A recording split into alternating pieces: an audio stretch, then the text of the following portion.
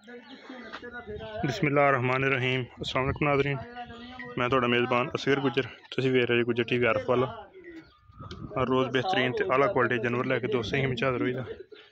अज माशाअल्लाह बहुत ही खूबसूरत एक प्योर नीली दी छोटी लैके हाज़र होए हैं दोस्तों। मझां बड़ियां बड़ियां वेखी होनी, मुठ मुठ तो थान,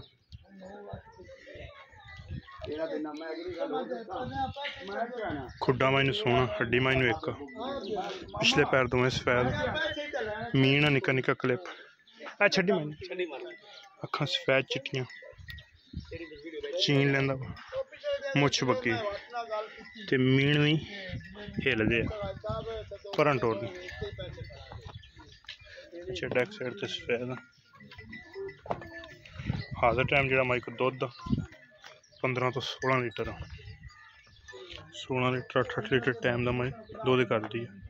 कद मैं सोना, मेरी मुछ बग्गी तुन्नी कुड़ी का मैं निशान है नहीं जान सारी माइनू जत, निक्का निक्का क्लिप, मीनी हिलदे,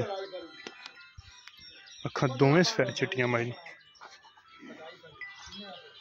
कैसा प्यारा चेहरा मछली, दोवें मीन निक्के निक्के हिलदे,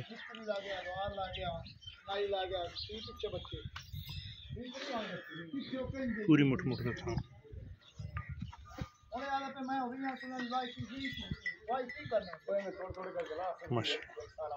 बड़ा बड़ा थले लिबास 6.5 लाख रुपया भाई हम डिमांड करते हैं। 6,50,000 रुपया, 6,50,000 रुपया।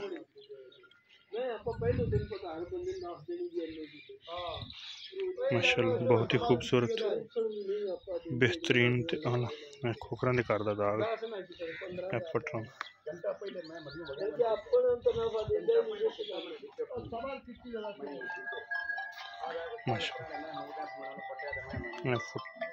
कोई टाइम नहीं, कोई कुछ नहीं, फुट पट्टा तो बाहर निकली।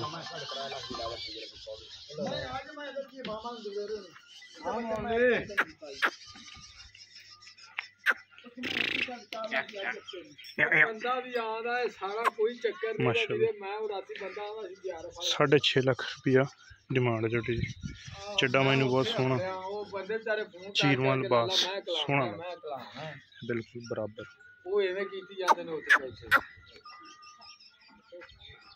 6,50,000 रुपया। बड़ी खूबसूरत दूसरा सूआ, 16 लीटर का टाइम दुध का माई का कट्टा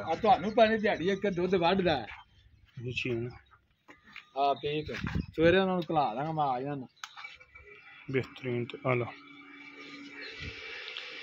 उम्मीद करने का वीडियो आएगी दोस्तों पसंद।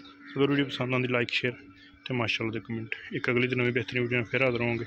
उस टाइम तक अपने मेज़बान असगर गुजर की इजाज़त। अल्लाह हाफ़िज़।